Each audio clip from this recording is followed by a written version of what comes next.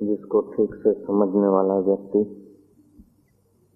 संसार के जन्म रूपी चक्र से छूट सकता है। और तो रामायण है, योग वशिष्ठ को महारामायण कहा। और तो पुराण है, लेकिन भागवत को महापुराण कहा गया। और तो सब पुरुष है, लेकिन इनको समझने वाला महापुरुष कहा गया है।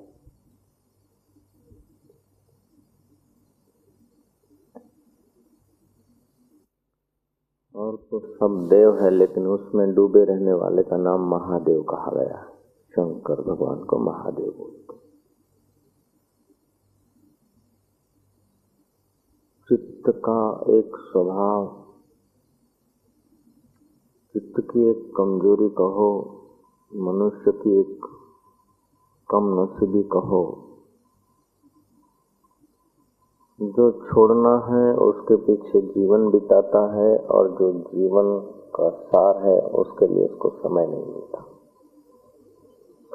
जिसको पाने के बाद कुछ पाना शेष नहीं रहता, और जिसको जानने के बाद जानना शेष नहीं रहता, उसको पाना और जानना छोड़कर जो जाना हुआ अनजाने में बदल जाता है, पाया हुआ पराया हो जाता है, उसके पीछे पूरा जीवन बर्बाद कर देता है। ये मनुष्य जीवन की कम नसीबी। रहता था एक फकीर किसी गांव में, लोग उसे पागल कहा करते थे। और ऐसे पुरुष करीब करीब पागल जैसे ही होते हैं। जिन अर्थों में संसारी चतुर होते हैं, जिन बातों में संसारी कुशल होते हैं, उन बातों में वे संत पागल होते हैं। और जिन बातों में संत जगे हुए होते हैं, उन बातों की तो उन संसारियों को खबर भी नहीं होती। वो फकीर एक बोझ का लिए घूमा रहता था। कहीं कोई पत्ती मिल जाए, टुकड़ा रंगा हुआ लाल रंग का, ये अंगूर खाकर लोग फेंक देते, ऐसा कोई टुकड़ा मिल जाता कागज का, वो अपनी गठड़ी में डाल देता। कि चिकना चमाटा पत्थर देख लेता, वो अपनी गठड़ी में डाल देता। कि गोल मटोल ईंट का टुकड़ा रोड़ा देखता, अपनी गठड़ी में डाल देता। रोज अपनी गठड़ी में कुछ न कुछ डालता। भर बाजार में घूमता गठड़ी लेकर, देखता कुछ पड़ा है, कोई सुहावना पत्थर, कोई सुहावना कागज, उतारता गठड़ी, जल्दी से भर देता। क्या हा, मेरी माया बढ़ी। दिन दिन गठड़ी बढ़ती जाती थी, मस्तक पे बोझ बढ़ता जाता था, गर्दन टेढ़ी होने को जा रही थी। लोग उसे समझा देते कि बाबा तुम जरा सुधर जाओ, इस पागलपन से तुम जरा बाज आ जाओ। बोलता था, क्या काय का पागलपन, ऐसा करके छीनना चाहते हो, मुझसे लेना चाहते हो?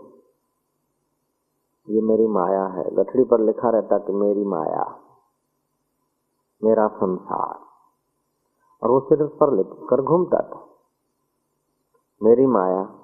गठड़ी के एक तरफ लिखा रहता, दूसरी तरफ लिखा रहता मेरा संसार, तीसरी तरफ लिखा रहता मेरा सर्वस्व,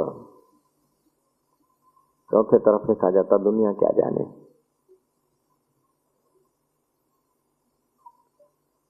लोगों को पक्का ही पक्का वो पागल लगा।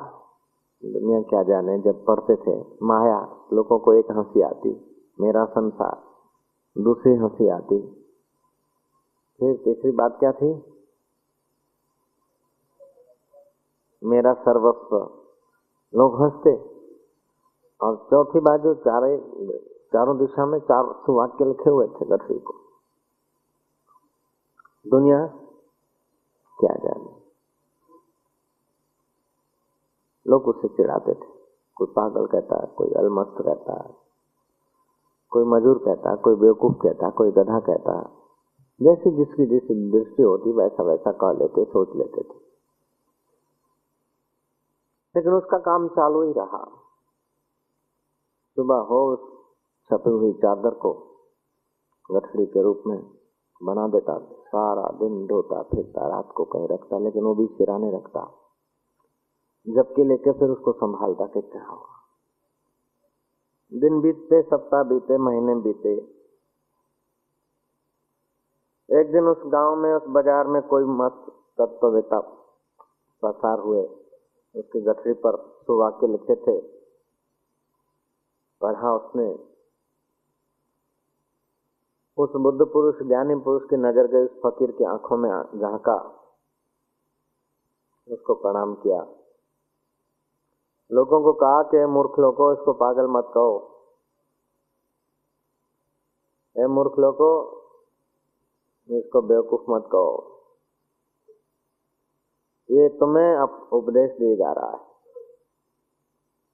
ये गठरी में जो कंकड़, पत्थर और पत्ते और कागज इकट्ठे करता है, ये तुम्हें संदेश देता है कि तुम सारा दिन यही तो इकट्ठे करते हो, यही तो ढोते रहते हो बोझ का। छपे कागज, सरकार के छपे कागज भी तो तुम इकट्ठे करते हो, तिजोरी में रखते हो, कल्पना करते हो कि मेरा ये संसार, मैं ये महल बनाऊंगा, मैं ये मकान लूंगा, मैं ये दुकान लूंगा, मैं ये शादी करूंगा, मैं ये बारातें निकालूंगा, मैं ये करूंगा, मैं वो करूंगा। तुम्हारा भी अपना कूड़ा करकट की कल्पनाओं का संसार है। ईंट चूना बढ़ा दिया कि मेरा मकान हो गया। कंकड़ पत्थर इकट्ठे करके अपने जीवन को धन्य मान रहे हो, अपने को सर्वस्व मान रहे हो। ये तुम्हें खबरें देता है कि तुम जो जिसको सर्वस्व मानते हो वो कचरे की ढेरी तो है, ये तुम्हारे साथ चलेगी भी तो नहीं, और इसी के बोझ से तुम परेशान हुए जा रहे हो। 2 रोटी के टुकड़े खाने के, वो भी आराम से नहीं खाते। 2 सांसें मिल गई है, वो भी आराम से नहीं लेते हो। कितने बोझिले जीवन से गुजर रहे हो। तब वो फकीर कहता है कि महाराज चुप हो जाओ, इन बेवकूफों को समझाने से कुछ न चला। मैं पूरा जीवन इसी गांव में रहा, कोई मिल जाए, कोई जग जाए, लेकिन कोई जगह नहीं। मेरे को सुलाने की कोशिश कर रहे हैं, मेरे को अपनी तराजू में तोलने की कोशिश कर रहे हैं। मैंने सोचा कि कोई आ जाए, मेरे इस गठड़ी के राज को समझ ले, ताकि अपनी गठड़ी का बोझा वो फेंक सके। लेकिन वो बोझा तो अपना नहीं फेंकते, मेरे को बोलते फेंक दे, फेंक दे, फेंक दे। मेरा ये गठड़ी इनको बेवकूफी लगती है, और स्वयं जो गठड़ी उठाए भागे जा रहे हैं दिन रात, और परेशान भी हैं, चिल्लाते भी हैं। मैं तो खुशी से विनोद मात्र उठाता हूँ। मैं तो इनको समझाने के लिए, दिखाने के लिए, जरा चेताने के लिए उठा रहा हूं, और ये लोग तो सचमुच में उठा रहे। मैं तो अभिनव मात्र कर रहा था, मैं तो विनोद मात्र कर रहा था। विनोद भी कर नहीं रहा था, मेरे से विराट परमात्मा विनोद करवा रहा था, अभिनव करवा रहा था। लेकिन ये तो सचमुच में कर रहे हैं। इनके चेहरे पे देखो, कहाँ है सहजता, इनके चेहरों में झांको, इनकी आंखों में झांको, कहाँ है जीवन का संगीत, इनकी हिलचाल में झांको, कहाँ है वो मस्ती, कहाँ है वो सहजता, कहाँ है निर्दोष बालक जैसा जीवन। महाराज, इनको उपदेश देना व्यर्थ है, इनके साथ बात करना व्यर्थ है। मैंने पूरा जीवन खोया इनके पीछे, लेकिन ये कल्पना के महल बांधते जाते हैं। मेरा संसार सर्वस्व है, मेरा धन सर्वस्व है, मेरी इज्जत सर्वस्व है। अपनी कल्पनाओं की पोटली सिर पर लिए भागे जा रहे हैं सारा दिन। और मैं भी इस बाजार में पिछले 32 साल से घूमता हूँ महाराज। 32 साल हो गए, लेकिन कोई सत्य का खरीदार नहीं मिला, सब गठड़ियां बांध रहे। बुद्ध पुरुषों के लिए ये बड़ी हैरानी है। बुद्ध पुरुष जो देना चाहते हैं वो तो हम नहीं लेते, लेकिन हमारी वही शराबी हालत, वही जुआरी पने की हालत, वही गंदी आदतें हम छोड़ना नहीं चाहते। जब संत पुरुष, बुद्ध पुरुष डांटते हैं तो हम कुछ का कुछ उनके लिए भी सोच लेते हैं, उनके लिए भी कह लेते हैं, कहला देते हैं। तो श्री राम। शास्त्र कहते हैं, मूर्ख हृदय न चेत, यद्यपि गुरु मिले ही बिरंची सम। मूर्ख दिल जो है, वो फकीर कहता है, वो चेतता नहीं है। ब्रह्मा जी जैसा गुरु मिल जाए फिर भी भैंस के आगे भागवत जैसी बात। ये भागवत का श्लोक है। भगवान कृष्ण कहते हैं, भागवत का 11वां स्कंद है, अध्याय 28वां, श्लोक नंबर 25वां है। 11वां स्कंद, 28वां अध्याय और 25वां श्लोक है। ये समाहिते कह करणे, जिसका चित्त समाहित हो गया, जिसने धारणा ध्यान द्वारा मेरे स्वरूप को पहचान लिया, उसको कोई कर्तव्य नहीं है, उसको कोई प्राप्तव्य नहीं है, उसको कुछ खोना नहीं है, उसको कुछ पाना नहीं, फिर भी गठड़ी उठाया जा रहा है। उस फकीर को गठड़ी उठाकर संसार में घूमने से कुछ लाभ लेना नहीं था। गठड़ी उठाने से उसका ज्ञान जा भी नहीं रहा था। बाजार में घूमने से उसकी शांति भंग भी नहीं हो रही थी। गठड़ी उठाने से उसकी शांति भंग भी नहीं हो रही थी। कंकड़ और पत्थर इकट्ठे करने से उसका मोह बढ़ भी नहीं रहा था, और कंकड़ पत्थर फेंकने से उसका मोह घटे, ऐसी अवस्था भी नहीं थी। वो एक ऐसी जगह पे था कि उसके लिए सारा का सारा व्यवस्था सब खेल हो गई थी। जिसे मेरे स्वरूप का भली भांति ज्ञान हो गया है, उसकी वृत्तियां और इंद्रियां यदि समाहित रहती है तो, ऐसा बुद्ध पुरुष यदि एकांत में समाधि में बैठता है तो, और व्यवहार में आता है तो, उससे कोई लाभ और हानि नहीं होती, क्योंकि उसने जान लिया। अब आपने जान लिया, मैं कहता हूं तुम मान लो ये गुलाब है, मानोगे कि नहीं? मान लिया गुलाब है, लेकिन ये तुमने जानकर माना है। इसको कह दो, अब कह दो मान लो कि ये गुलाब है, आप नहीं मानोगे, क्योंकि आपकी जानकारी है कि ये गेंदा है, ये गुलाब है। जानकर जो माना जाता है उसमें फिर भ्रांति नहीं होती है। केवल जैसे माना जाता है, अनजान में जो माना जाता है वो बदल जाता है, जानकर जो माना जाता है वो नहीं बदल जाता। सुना सुनाया हिंदी में क्या है, अख्या दिसे कन्या बुद्धि तनेब विचार। श्री राम। गांधी जी बोलते थे कि किसी सज्जन आदमी, किसी दुष्ट आदमी को तुम अच्छा आदमी कह दो तो तुम्हें पाप नहीं लगेगा, लेकिन किसी सज्जन आदमी को तुमने बुरा आदमी सोच लिया तो तुम्हारे ऊपर कर्मों का असर होगा। श्री राम। जानकर मानोगे तो बदलेगा नहीं, लेकिन सुनकर मानोगे तो आपके विचार बदलेंगे। मान लो हिया है मानो, लेकिन ठीक से तुम यदि जानोगे फकीर को तो फिर तुम्हारे चित्त में परिवर्तन नहीं होगा। तुमने यदि किसी को गुरु मान लिया है, तुमने यदि किसी को भगवान मान लिया है, तुमने यदि किसी को अच्छा मान लिया है, तो तुम्हारी वो मान्यता बदलती रहती है, क्योंकि मान्यता मन की होती है। मान्यता कल्पना सापेक्ष होती है, जानकारी वस्तु सापेक्ष होती है। मान्यता कल्पना सापेक्ष होती है। तुम्हारी कल्पना है, तुम मानते थे एसएससी पास हो जाऊं सुखी हो जाऊंगा, तुम मानते थे कि बस ये एग्जाम पत जाए तो आराम से जीऊंगा, लेकिन वो आराम नहीं रहा, क्योंकि तुम्हारी मान्यता थी, तुमने जाना न था सत्य को।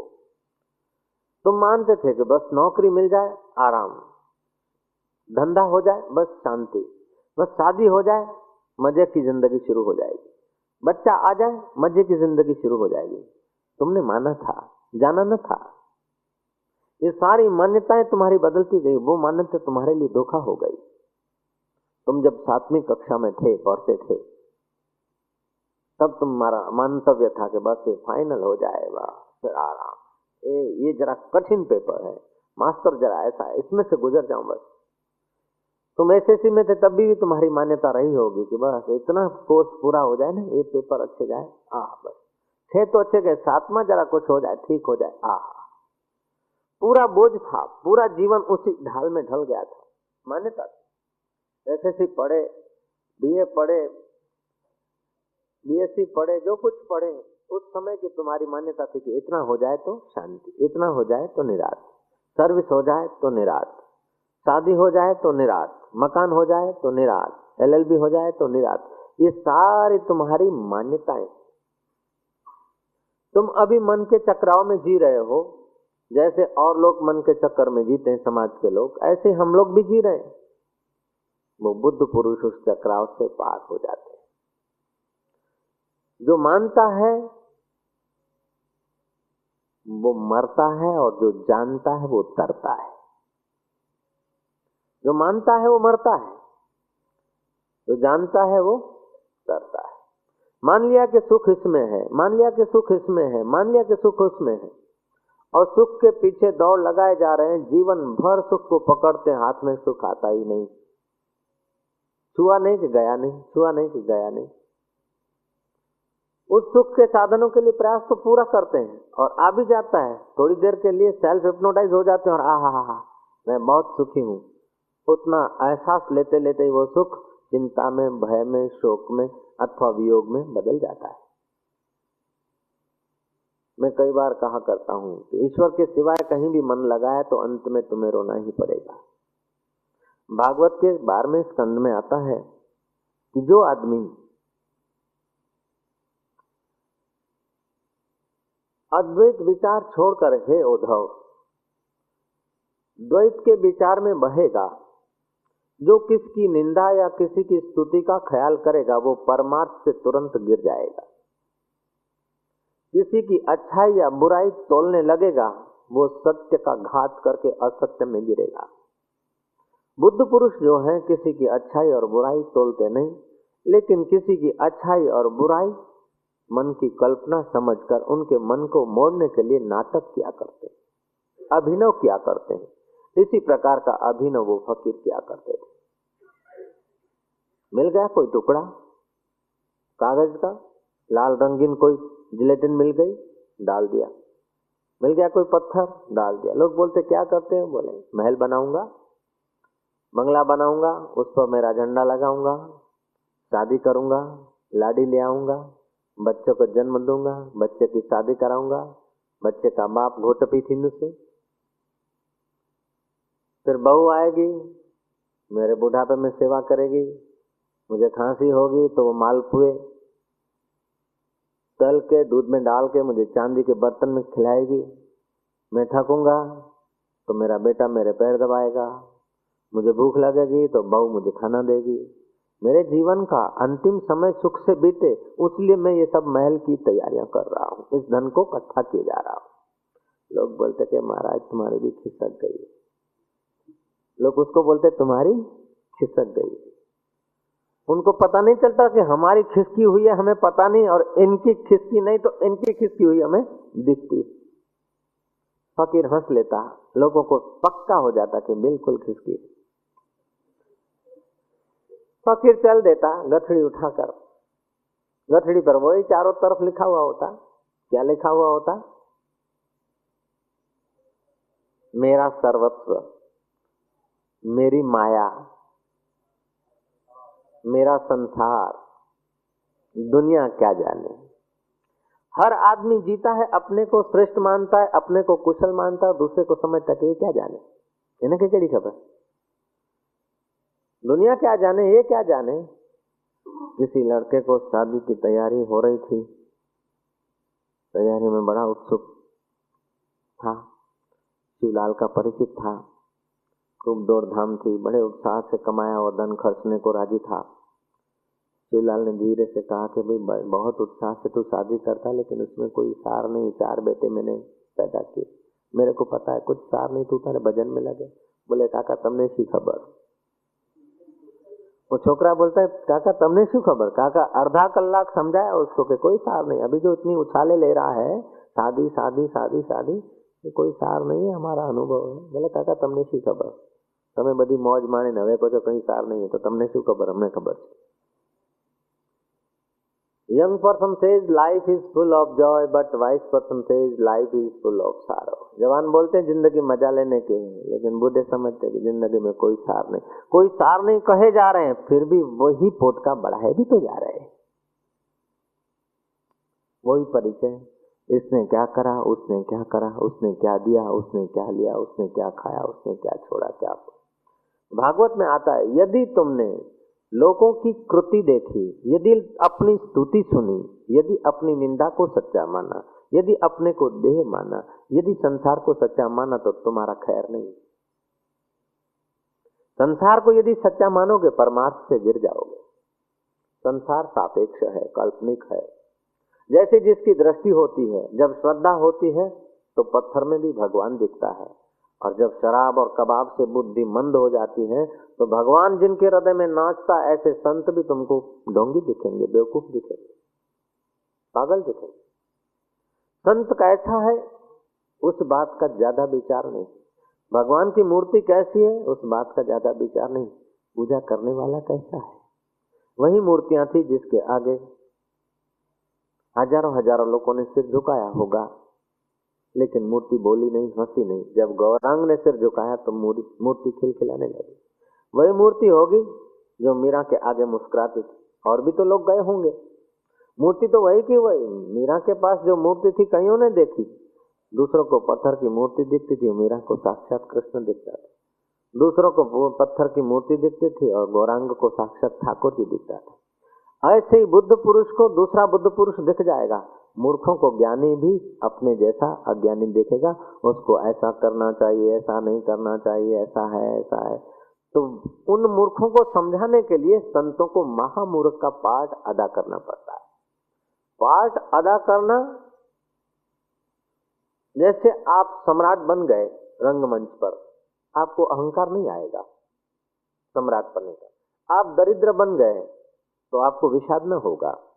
आप थोड़ी देर में स्त्री का पाठ अदा करते हैं, थोड़ी देर में पुरुष का पाठ अदा करते हैं, फिर भी आप अपने को जानते हैं। ऐसी कौन सी क्षण है कि आप चले गए, आप स्त्री बने तभी भी आप थे, पुरुष बने तभी भी आप थे, रंक बने तब भी आप थे, राय बने तब भी आप थे, पटावाला बने तब भी आप थे, और कारकुन बने तभी भी आप ही आप थे। ऐसे ही ज्ञानी समझता है कि अनेक रूप रूपाय। ओम श्री राम। ज्ञानी सबका कारणा, निर्लेपी निज धाम, अपने भीतर बाल का रहता सदा अकाम। वो ऐसा अकाम पुरुष था, अपने भीतर बालक था। जैसे बालक स्वाभाविक हंस लेता है, स्वाभाविक गुनगुना लेता है, ऐसे उस ज्ञानी की तो स्वाभाविक चेष्टा, लेकिन लोगों की नजरों में कोई कुछ समझता, कोई कुछ समझता, कोई कुछ समझता। जब ज्ञानी को ज्ञानी ने निहारा, तब वो ज्ञानी अपना स्वभाव खोल कर कहता कि इनको मत समझाओ, हद हो गई, पूरी हो गई, अब हम न कहेंगे कुछ, हम न समझाएंगे, न रोष करेंगे, न नमता देंगे, न पुचकारेंगे, न ठुकराएंगे। बस तुम्हारे कर्म अब तुम्हारे पर है। हमने समझाना था समझा दिया, कहना था कह दिया, सुनाना था सुना दिया, रोकना था रोक दिया, छोड़ना था छोड़ दिया, जो कुछ करना था हमने प्रयास अपना कर दिया। अब तुम्हारे कर्म तुम्हारी जवाबदारी पर है। श्री राम। अब तुम स्वतंत्र हो, तुम चाहे गठड़ी अपनी बढ़ाओ, चाहे घटाओ, चाहे नई गठड़ी ले आओ, मर्जी तुम्हारी है, तुम पूरे स्वतंत्र हो। हमने अब ठेका अपना छोड़ दिया, बचाने का, रखने का, संभालने का, उठाने का। तो श्री राम। पाण जान छुटी, रोज रोज भेगा प्या, ये चंदा हूँ कंदा, गठड़ी खणी का घूमू। अब हम इनको कुछ न कहेंगे, क्योंकि हमने अपनी गठड़ी इकट्ठी करके दिखाया इनको, लेकिन इन्होंने तो हमारे को बेवकूफ समझा, अपनी बेवकूफी की तरफ कभी निहारा ही नहीं। श्री राम। इनको पता ही नहीं चला कि हम क्या ले रहे हैं, हम किस वास्ते जाते हैं, किस ढंग से फकीर की तरफ निहारते हैं, हमको क्या उनसे लेना है, उनके पास क्या क्या खजाना है। वो मेरे पास से जो खजाना था वो तो उन्होंने लिया नहीं, लेकिन मैंने जो कूड़ा करकट इकट्ठा किया था इनको समझाने के लिए, वही इन्होंने मेरा देखा, उसी का चिंतन किया। बुद्ध के पास दो आदमी गए, दोनों मित्र थे, लंगोटी यार। मित्र ने कहा कि महाराज तुम्हारे पास हम दो मित्र आए हैं और एक दूसरे की फरियाद लिए आए हैं। मुझे ये महसूस होता है कि मेरा मित्र कहीं बिल्ली न बन जाए, क्योंकि सारा दिन बिल्ली को साथ में रखता है, बिस्तर पे भी बिल्ली, भोजन करे तभी भी बिल्ली पास, दुकान पे जाए तो बिल्ली साथ में, मिनी मिनी मिनी कार में बैठे, रथ में बैठे तो मिनी साथ में। तो ये दूसरे जन्म में मिनी होगा कि नहीं? अब दूसरे मित्र ने कहा कि महाराज मेरी भी सुन लीजिए, ये जो मेरी फरियाद करने आया है वो साथ में कुत्ता रखता है और सारा दिन मोती मोती मोती मोती करके उसको पुचकारता रहता है, सारा दिन मोती का चिंतन करता है, सारा दिन कुत्ते का चिंतन करता है, और पलंग में भी कुत्ता सो जाता है, इसके भोजन के समय भी कुत्ता होता है, और रथ में भी कुत्ते को ले जाता है। ये कुत्ता होगा कि नहीं? तब बुद्ध ने कहा नहीं, ये कुत्ता न होगा। ये कुत्ते का चिंतन करता है, कुत्ते का चिंतन करता है। ऐसा चिंतन तू कर रहा है, तेरे मस्तिष्क में कुत्ता है और उसके मस्तिष्क में तू तेरी बिल्ली है, तो वो बिल्ली होएगा और तू कुत्ता। ऐसे गुरु के मस्तिष्क में तो परमानंद है, ब्रह्म है, लेकिन हमारे मस्तिष्क में गुरु की कृति है। जब गुरु की कृति है तो तुम्हारे जीवन में विकृति होगी, और गुरु की निष्ठा यदि तुम्हारे अंदर निष्ठा आ जाएगी तो बेड़ा पार हो सकता है। फकीर की कृति को देख रहे हैं, फकीर की वृत्ति को नहीं देखते। ज्ञानी बालवत होता है, ज्ञानी का जीवन सहज होता है। हम लोगों का जीवन बोझिला होता है। हम लोग कृति में जीते हैं और ज्ञानी वृत्ति में जीते हैं।